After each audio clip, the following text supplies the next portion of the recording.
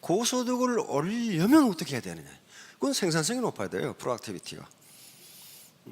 한 달에 100만 원밖에 생산 못하는 사람을 사장이 120만 원 월급 안 줍니다. 그러면 회사가 망하거든요. 그러면 생산성이 높으려면요, 반드시 자본이 있어야 돼요. 자본이 없이는 생산성이 높을 수가 없어요. 그래서 다 잊어버리시라도 우리가 자본주의 사회에 산다. 자본, 캐피탈이에요. 캐피탈. 자본주의 사회에 산다는 것을 잊어버리시면 안 돼요. 자본. 자본주의는 뭐냐면요, 자본주의는 개인이 자본을 가질 수 있는 경제 체제, 이코노믹 시스템입니다. 개인이 자본을 가질 수 있다. 사회주의는 그럼 뭐예요? 개인이 자본을 가질 수 없다. 자, 엊그제 통계청에서 발표했죠. 우리나라 자영업 생존율입니다. 자, 3년 생존율이 몇 %예요? 그러니까 자영업 시작해서 3년 살아 10개 중에 6개는 망하고 4개 남았다, 그런 말이에요. 이건 3년 생존율이에요. 5년 생존율은 약 20%입니다. 5년간 버틴 자영업은 10개 중에 2개밖에 안 된다. 그런 거예요, 2개. 자, 그러니까 이때 2014년에 보니까 우리나라 창업, 자영업이 80만 개 생겼는데 이 중에 77만 개가 망했어. 그러면 우리는 망한 걸 보지 마시고 어떻게 살아남은 기업은 살아남았을까? 요것에, 야, 여기도 이상하게 말이죠. 파레토 2080 법칙이 그대로 적용돼요. 똑같이 시작했는데 80%는 망하고 80% 살아남는다. 왜 그럴까요? 이게 자본주의 시장 경제니까 그래요. 자본주의 시장 경제니까 경제상의 자유가 있어요. 그러면 그 성공 여부를 뭐가 결정하느냐는 거예요. 그 성공 여부를 결정하는 게 자본이라고 하는 놈이에요. 자본이라고 하는 놈이 결정을 해요. 그러니까 누구 원망할 수도 없어요. 근데 자본은 눈에 보이는 자본, 이걸 유형 자본이라고 그래요. tangible capital. 눈에 유형 자본이 있고, 지금 해가 갈수록 무형 자본이 더 중요합니다. 예를 들면 아무리 부모로부터 공장을 물려받아도 그 아들놈이 시원찮으면 그거 망한다, 그 말이에요. 무형 자본이 없어.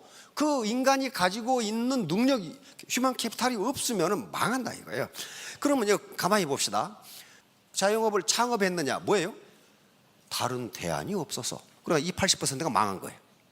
다른 거 할 것 없어서 구멍가게 했는데 망했다 이거예요.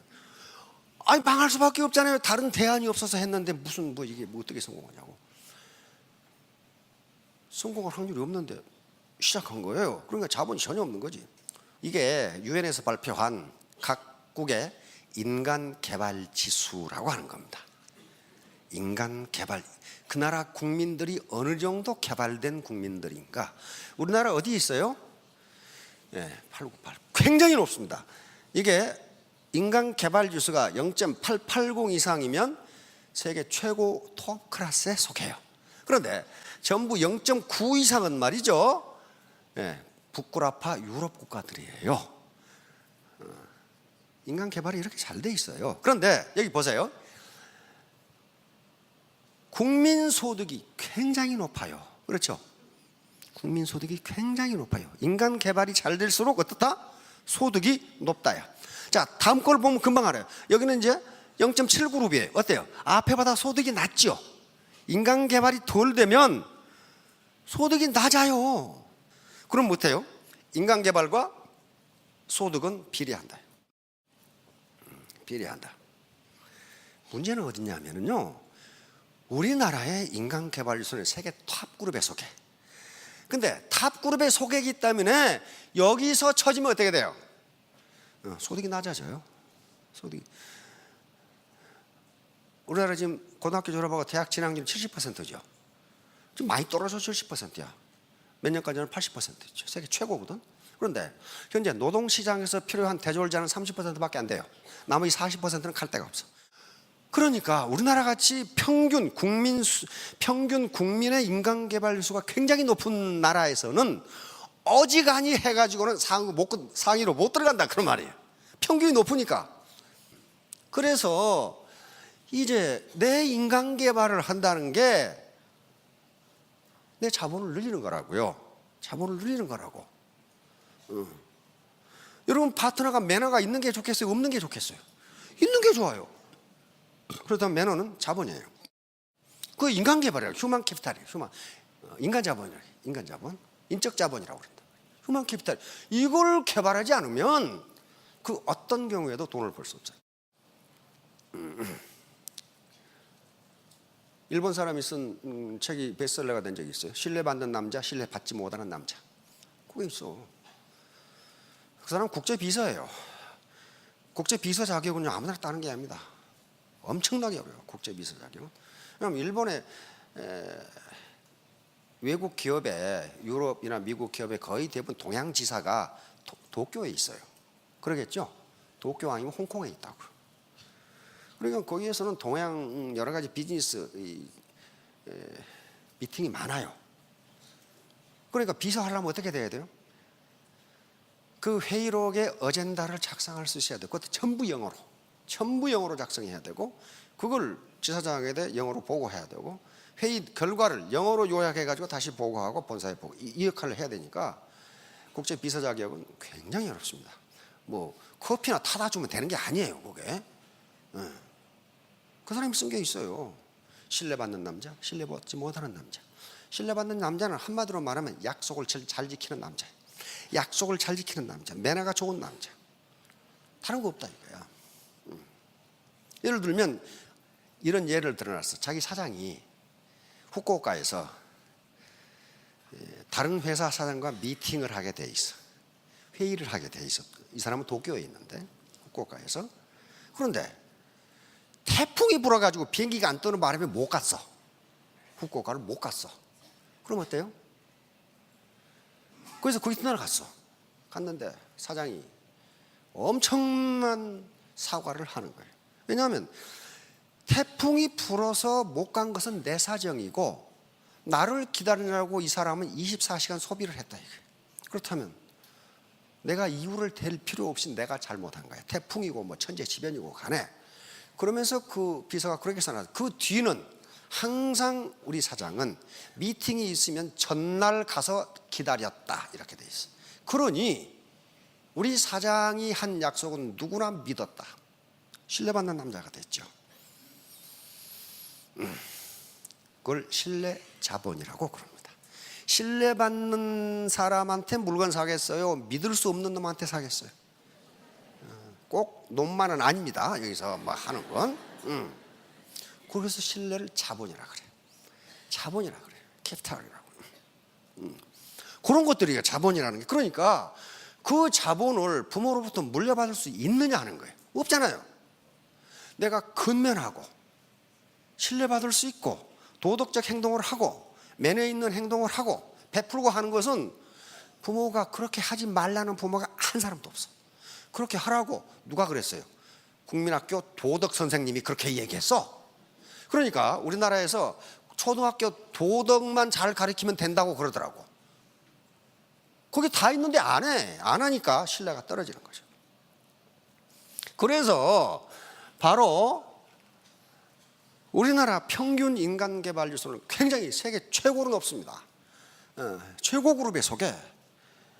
그런데 그게 평균이고, 문제는 나야. 나의 인간 개발 지수는 그러면 어느 정도냐 하는 게 이게 문제예요. 왜? 우리 사회에 전부 다 인간 개발 지수가 높기 때문에 그것보다 더 높아지려면은 자기가 노력을 해야 되는데, 그 노력은 무슨 노력이냐? 가장 중요한 게 겸손이라고 하는 겁니다. 겸손, 휴밀리티라고. 이건 모든 인간관계에서 기본이 겸손이에요. 겸손은 무슨 말, 눈웃음 살살 치면서 뭐 안녕하십니까? 그거 겸손 아니에요. 그 위선인 경우가 대단히 많아요. 거의 대부분 위선이에요.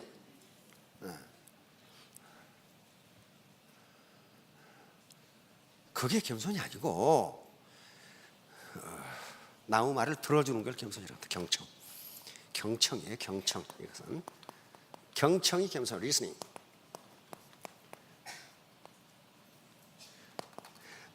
겸손하지 않고는 남의 말을 들어줄 수가 없어요. 그러면 남의 말을 듣는다는 건 뭐예요? 내 인적 자본이 늘어나는 현상이에요. 내 말만 짓거리면 어떻게 됩니까? 내 인적 자본이 나가는 거예요.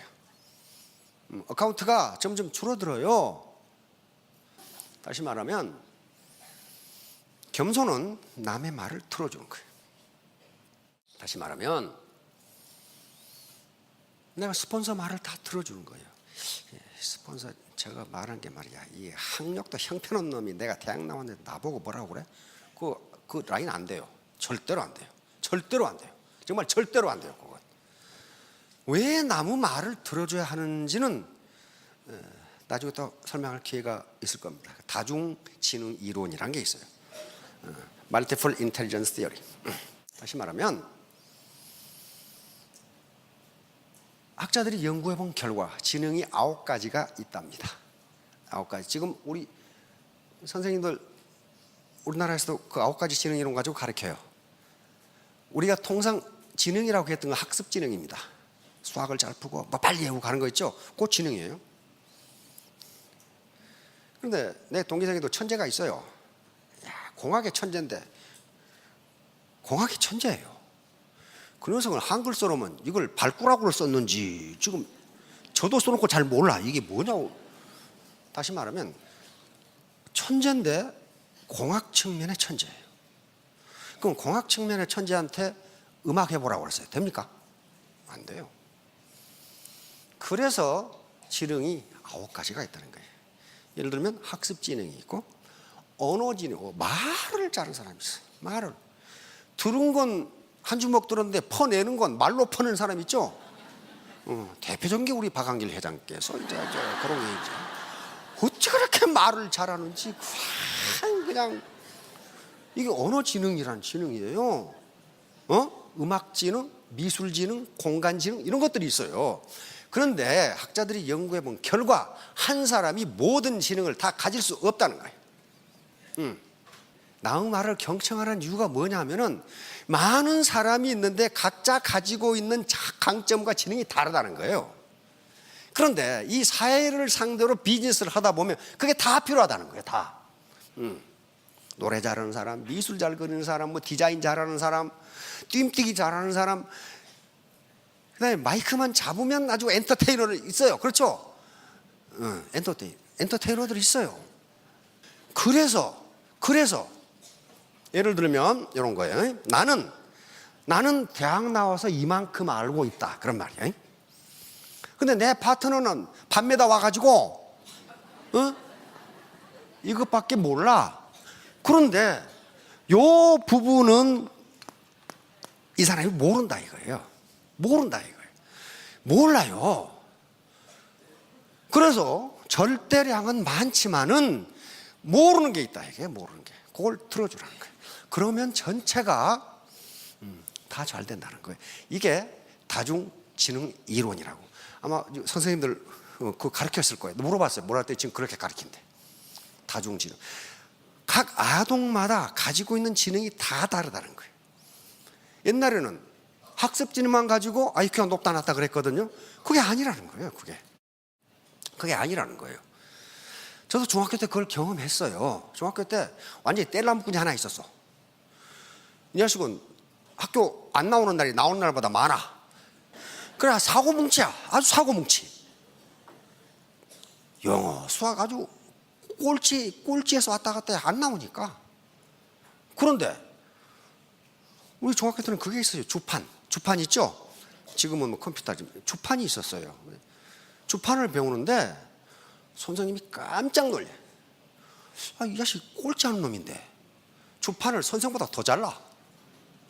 이게 있는 거야 이게. 그러니까 이 녀석은 뭐예요? 다른 건 아무 재미가 없어. 그러니까 안 나오는 거예요. 주판은 이게 천재야 이게 놓는데 이게 뭐야? 사람마다 요놈은 주판이야 머릿속에 들어있어. 그렇게 잘해. 다르죠. 또 사관학교에 갔더니 유도 선수야. 유도 덩치가 이만한 놈이단 말이야. 응? 암산 5단이라나? 그래서 저 새끼가 무슨 암산을 해? 그랬거든. 그러니까 이제 성도가 이 무인 판매소라는 게 사관학교 무인 판매소가 있어요. 거기에 얼마가 매출됐는지, 뭐가 얼마나 매출됐는지 싹 부르는데 얼마야? 그러니 얼마입니다. 딱 말하는 거예요. 정확하게 맞아버려. 그리고 깜짝 놀래가지고 너는 유도하고 그건 언제 했냐? 물으면 그냥 알았대. 그냥 알았대. 그냥. 그게 지능이에요. 그러니까 유도 선수가 암산을 그렇게 잘하리라고 모르는 거예요. 그게 뭐예요? 지능이 9개가 있다는 게 맞잖아요. 9개가 있는 거예요. 그래서 봤더니 학력이 낮건 그 사람이 밤매다 왔건 고기 잡다 왔건 당신이 모르는 게 있다 이 말이야. 모르는 게. 그걸 배우면 어떻게 돼요? 자기 휴먼 캐피탈도 점점 늘어나지요.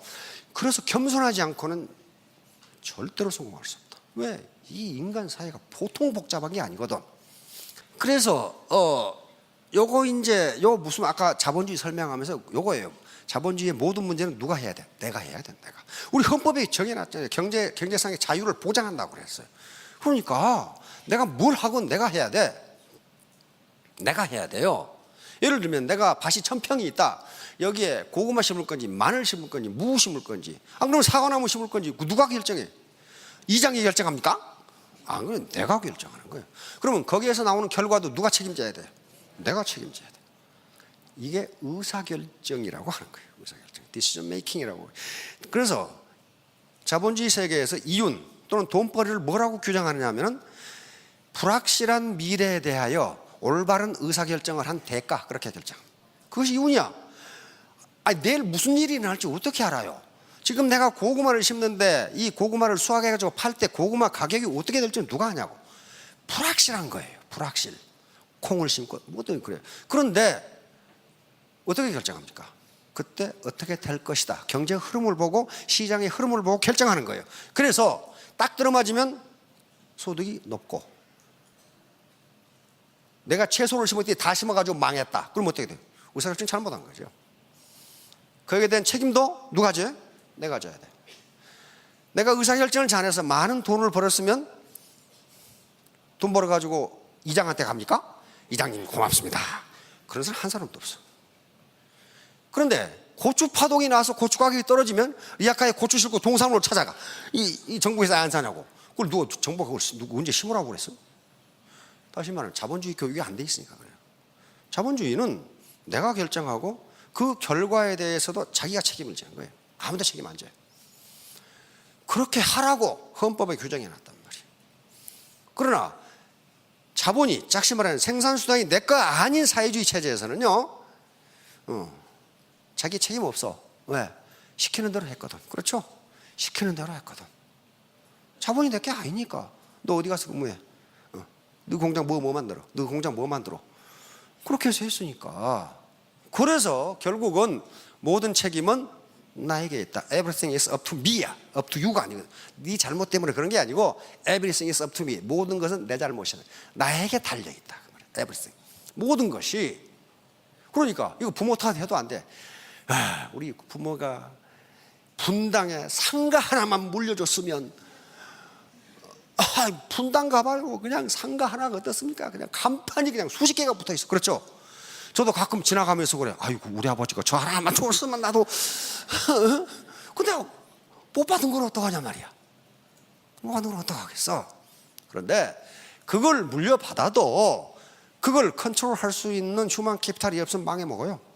망해먹는다고. 이게 지금 다 똑같은 강의를 듣고 네트워크 사업을 하는데 성공의 요체는 아무도 원망할 수 없어요. 나에게 달렸어요. Everything is up to me. 모든 건 내 책임이에요. 제일 스폰서 전현 때문에 말이야. 지원도 안 해주고. 지원해주면 좋죠. 해주면 좋아요. 지원해주는 게 나쁘다는 게 아닙니다. 해주면 좋아요. 그러나 세상에 당연한 건 없습니다. 당연히 되는 건 없어요. 안 하면 그만이에요. 여러분 당연히 여기까지 오신 것 같죠? 그런데 오다가 다리가 끊어져 버렸어. 그럼 어떻게 해? 그놈의 다리가 그냥 있어주는 게 얼마나 고맙냐고. 당연히 그게 붙어 있는 게 아니에요. 있는 게 아니라고. 그러니까 여기까지 오신 것만 해도 참 운이 엄청 좋으신 거죠. 운이 엄청 오다가 타이어가 빵꾸 나가지고 못 올 수도 있고, 또 어떤 사람은 오다가 미션이 내려앉아가지고 못 왔더라고. 또 오다가 그러면 자동차가 미션이 내려앉은 거 어떻게 알았냐고, 그걸. 그런 거예요. 그러니까 모든 건 나에게 있는데 요 휴먼 캐피탈을 늘려야 됩니다. 자, 이제 이렇게 있죠. 저 영감탱이가 드디어 동그라미를 그리기 시작했다. 이렇게 있단 말이에요. 이게 누구냐면 나예요. 나. 야, 내 위에도 많이 있는데 거기 있어도 소용없어요. 그냥 나부터 시작하는 거예요. 왜냐하면 모든 회원은요, 회사와 1:1 계약 관계에 의해서 성립하는 겁니다. 그리고 전부 다 뭐예요? 개인 사업자예요. 개인 사업자이기 때문에 뭐라고 불러요? 사장님이라고 부르는데 그게 허풍이 아니고 맞아요. 그게 법률적으로 맞다고요. 그러니까 나는 뭐예요? 내가 사장이면서 종업원이에요. 참 이상한 형태의 기업이죠. 그러니까 새로 온 사람도 등록을 시작해서 사업을 시작했다면 사장님이라고 호칭을 하는 게 맞다고요. 그게 과장도 아니고, 근데 그놈의 사장이 돈을 버는 사장인지 쓰기만 하는 사장인지는 I don't know. Nobody knows. 자기만 알아. 그게. 그런데 나부터 시작하는데, 이렇게 내 밑에 주렁주렁 여기에 파트너가 늘어날 것이냐 안 늘어날 것이냐는 뭐하고 관계되냐 이 말이에요. 나의 휴먼 캐피탈하고 관계돼요.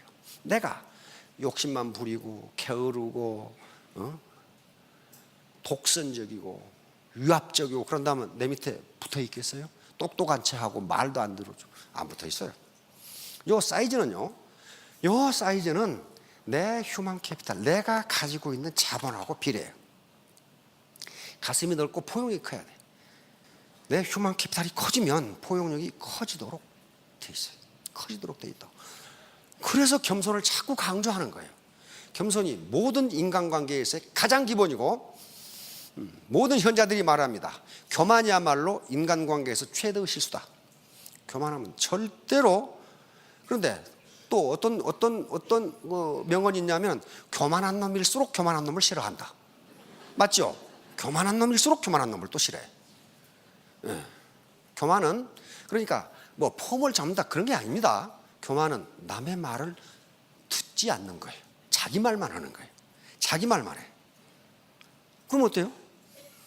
자기 계좌에, 어카운트에 돈을 빼먹는 거예요. 자본 잠식을 해나가는 중이에요. 겸손하다는 것은 자기 어카운트에, 자기 계좌에 자본 증식을 해나가는 과정. 왜? 점점 들어서 아는 게 많아지죠. 자본 증식이에요. 한 가지만 잊지 마시기 바랍니다. 자본주의 시장경제에서 모든 소득은 자본이 결정한다. 그런데 그 자본은 눈에 보이는 자본보다 눈에 보이지 않는 자본이 더 중요하다. 더 중요하다.